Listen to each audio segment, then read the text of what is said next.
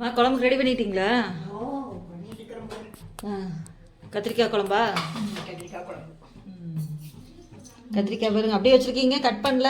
Cut பண்ணணும், அது வணக்கலாம். சரி, காம்பெல்லாம் எடுத்துட்டீங்களா முதல்ல? சரி, இப்போ அதுக்கு என்ன பண்ண போகிறீங்க? அரைக்கிறதுக்கு அந்த அரிசி போடுறேன். எதுக்கு அந்த அரிசி? இது நல்லா மணமாக இருக்குது குழம்புக்கு. இது வறுத்து போடணும். வறுத்துருவோம், சும்மா வெறும் வறுத்தட்டியில் போட்டு வறுத்துருவோம். அதுக்கெல்லாம் என்ன தேவையில்லை. இன்னைக்கு அம்மா வீட்டில் கத்திரிக்காய் குழம்பு, அதை எப்படி செய்யலான்னு பார்க்கலாம். குழம்பு கொஞ்சம் கெட்டியாக கிடைக்காம அரிசி போட்டு கடைக்கு குழம்பு நல்லா மணமாக இருக்கும். நல்லா பொரிஞ்சு புளி ஊற்றுற குழம்புக்கெல்லாம் இப்படித்தான் வறுத்து போடுவோம். சரி, நல்லா பொரியணும். பொரியிடுவார்.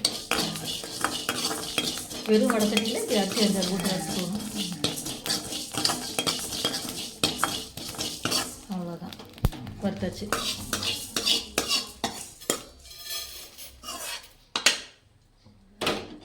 நான் வெங்காய குழம்பு வச்சுட்டு வந்திருக்கேன், நீங்கள் கத்திரிக்காய் குழம்பு வைக்கிறீங்களா? சரி, ஆயில் ஊற்றிக்கலாம்.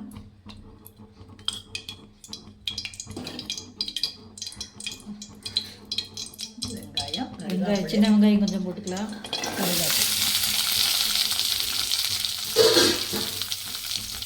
இது குழம்புக்கு அரைக்கிறதுக்கு சீரகம்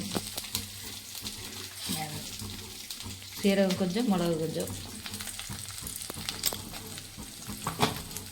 நல்லா வணக்கிட்டு அப்புறம் மிளகாத்தூள், மல்லித்தூள் இதெல்லாம் போடணும். எல்லாம். இப்போ சீரகம், மிளகு போட்டாச்சு.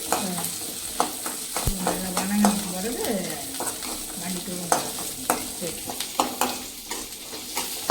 நான் இதை வணக்கிறேன். மிளகாத்தூள், மல்லித்தூள் எல்லாம். கத்திரிக்காய் கட் பண்ணலாமா?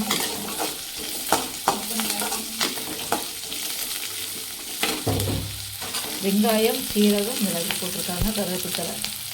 இது நல்லா வதங்குது. அம்மா வைக்கிற கத்திரிக்காய் குழம்பு ரொம்ப சூப்பராக இருக்கும். நீங்களும் இதே மாதிரி செஞ்சு பாருங்கள். அடுத்தது வெட்டிட்டு இருக்கீங்களா? இப்படித்தான் போகணும். இப்படி நாளாக பொழந்து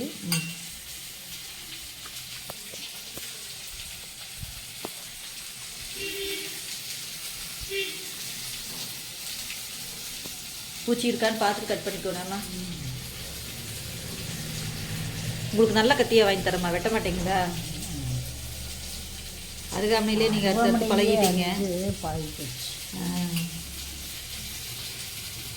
காம்போட போட்டிருந்தா நல்லா இருக்கும்லம்மா. காம்பு எடுத்துட்டீங்க. போடணும். இது வாடி போச்சுக்கிறதால எடுத்துட்டீங்களா? அப்படியே காம்போட கட் பண்ணி போட்டிங்கன்னா இன்னும் சூப்பராக இருக்கும். எடுத்து சாப்பிடும்போது நல்லா இருக்கும். நான் கட் பண்ணி தரட்டா? வேண்டாம் வேண்டாம், கட் பண்ணி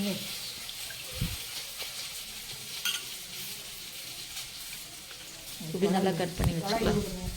சரிம்மா, தக்காளி போட்டிங்களா? எத்தனை தக்காளிம்மா? இந்த தக்காளி இருக்கனால இனிப்பு இருக்காது. கொஞ்சம் நல்லா வந்து இனிப்பு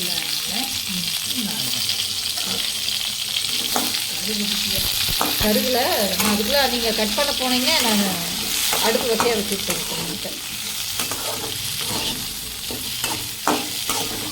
நல்லா வதக்கிக்கலாம். நல்லா வதங்கி போடுறீங்களா? காரத்துக்கு தகுந்த மாதிரி போட்டுக்கலாமா? உங்களுக்கு எவ்வளோ காரம் வேணுமோ அவ்வளோ போட்டுக்கணும்.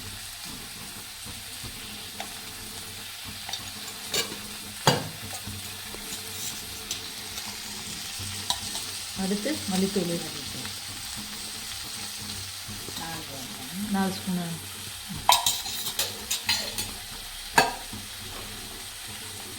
அப்புறம் மஞ்சத்தூள்,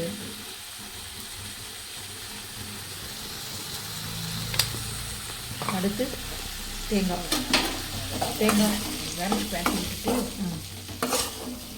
இப்படி தான் எல்லாத்தையும் போட்டு நல்லா வணக்கி எடுத்துக்கணும்.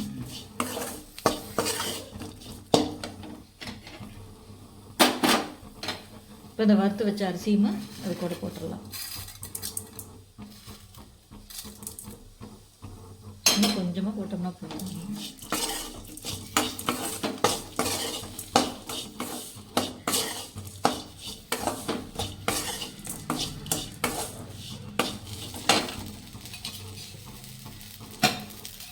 நல்லா வதங்கினதுக்கப்புறம் அப்புறம் தேங்காய் போட்டுக்கலாம்.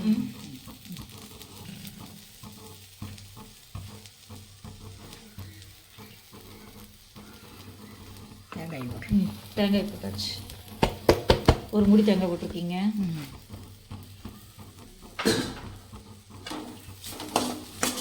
இது நல்லா பரட்டி விட்டு எடுத்துக்கலாம். சரி, இது நல்லா இப்போ பரட்டி விட்டு எடுத்துக்கங்க.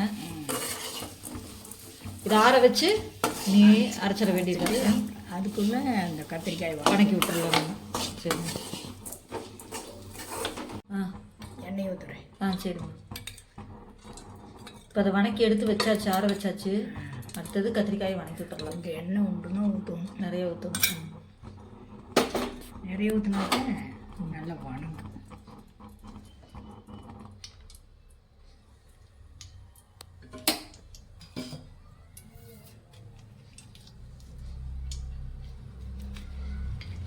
நல்லா டேஸ்ட்டாக இருக்க போகுது நீ கத்திரிக்காய் குழம்பு.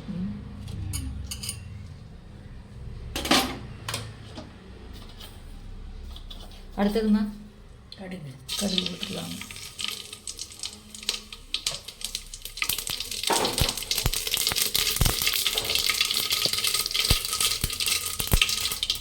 பச்சை மிளகா, கருகாப்பில்,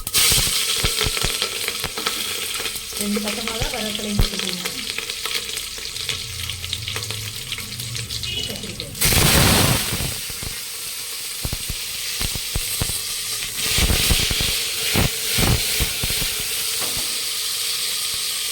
லைட்டாக கலக்கி விட்டாச்சு.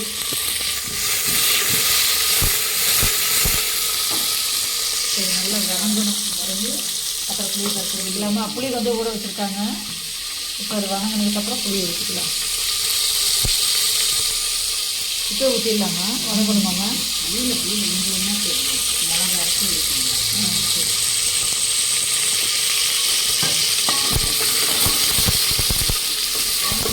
நல்லா முழுக்க போடும்போது நல்லா இருக்கும். கரண்டி போட்டானா உடஞ்சி போயிருமாம்மா. கறியும் உடஞ்சிரும், காயும் உடஞ்சிரும். கறி குழம்பு வச்சாலும் இதே தான் பண்ணுறீங்க. புளி வைக்கிறேன். சரிம்மா.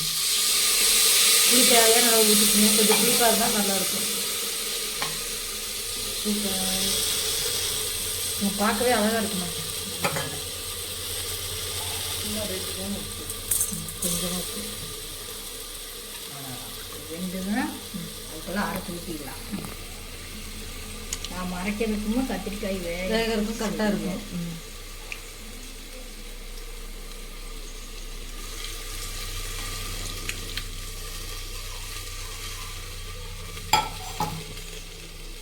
தண்ணி அளவாக இருக்குது. அதே வேக. இன்னைக்கு வெறும் கத்திரிக்காய் குழம்பு மட்டும்தான். ஏமா? ஆமாம். சரி, ஓகே. அது நல்லா வேகட்டும். நம்ம அதுக்குள்ள அதை ஆறுனதை அரைச்சி எடுத்துக்கலாம். ஏமா? அரைச்சிட்டிங்களா? எங்கே ஓப்பன் பண்ணுங்க. வணங்கிடுச்சு. நான் அரைக்கிறதுக்கு இது அப்படியே வேகிறதுக்கு சரியாக இருக்கு. சரி, அரைச்சாச்சு. நல்லா நைஸாக அரைச்சி எடுத்துக்கிட்டீங்க. நைஸாக அரைச்சா தான் குழம்பு டேஸ்ட்டு. ஆமாம், நான் அவசரத்தில் அரைச்சிருவேன். நான் ஆட்டாங்கல்லையே ஆட்டினாலும் சரி, ஊற்றிடலாமா?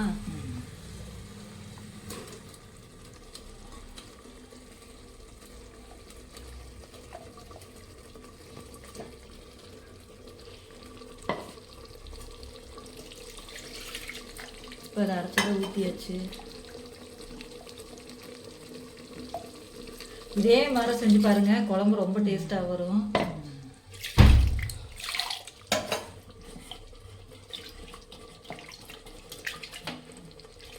இன்னும் கொஞ்சம் குட்டியாக இருந்ததுன்னா நல்லா இருக்கு. கத்திரிக்காய்மா கொஞ்சம் குட்டி குட்டி கத்திரிக்காய் கிடச்சதுன்னா வாங்கி போட்டு செய்யுங்க, நல்லாயிருக்கும். அஞ்சு காயாக இருக்கேன் நான். சரி, அப்படியே வைக்கலான்ட்டு வச்சேன்.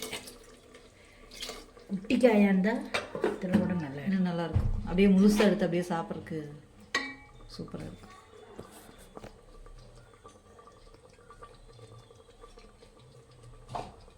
போட்டு போகிறேன். உப்பு போட்டுக்கலாம். அப்படியே கொஞ்சம் தான் போட்டீங்க.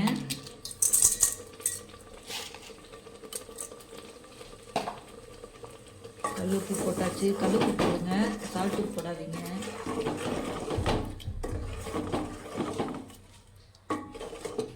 கத்திரிக்காயும் உடையக்கூடாது. உடையக்கூடாது.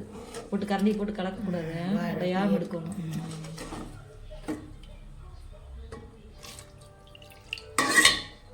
தண்ணி போதுமாம்மா? எனக்கு கொஞ்சம் இல்லை. தடைமாவில் குழம்பு. அதாவது அரிசியெல்லாம் போட்டு அரைக்கிறா. அதான் தண்ணி இன்னும் கொஞ்சம் ஊற்ற வேண்டாமா? உப்பு டேஸ்ட் பார்த்துங்கம்மா. வேண்டாம், கொதிக்கட்டுமா? ஆமாம், அதை ஒன்று சொல்லிடுங்கம்மா. இந்த மூடி வச்சு, ஆமாம், மூடி வச்சுட்டா நல்லா கொதிச்சதுக்கு அப்புறம் தான் திறந்து பார்க்கணுமா. இல்லைன்னா மிளகு வாசம் மாட்டு அடிச்சிடும், ஒரு மாதிரி டேஸ்ட்டே வராது. ஏம்மா? சரி சரி, இப்போ நல்லா கொதிக்கட்டும். குழம்பு ரெடி ஆயிடுச்சா? ஓ, ரெடி. எங்கே? இப்படி சூப்பர் இருக்கும், உடையாமல் எடுக்கணும். சரிம்மா, குழம்பு பார்க்குறக்கே அழகாக இருக்குதேம்மா. இதே மாதிரி எல்லாம் செஞ்சு பாருங்க. சட்டி பெருசாக இருக்குதே, குழம்பு படி கம்மியாக இருக்கே. சட்டி அப்படிதான் எங்கள் வீட்டில் இருக்கு. இங்கே எவ்வளோ பெரிய சட்டி, குழம்பு பாருங்க. நிறைய வச்சு அதே பழக்கமாகி போச்சு. சரி, பெரிய சட்டி வச்சு நம்ம வீட்டில் கத்திரிக்காய் குழம்பு இதே மாதிரி நீங்களும் செஞ்சு பாருங்க. ஆமாம், செஞ்சு பார்த்துட்டு சொல்லுங்க. ஆமாம், அம்மா செஞ்ச மாதிரி செஞ்சு பாருங்க. ஓகே ஃப்ரெண்ட்ஸ், ஓகே, பாய்.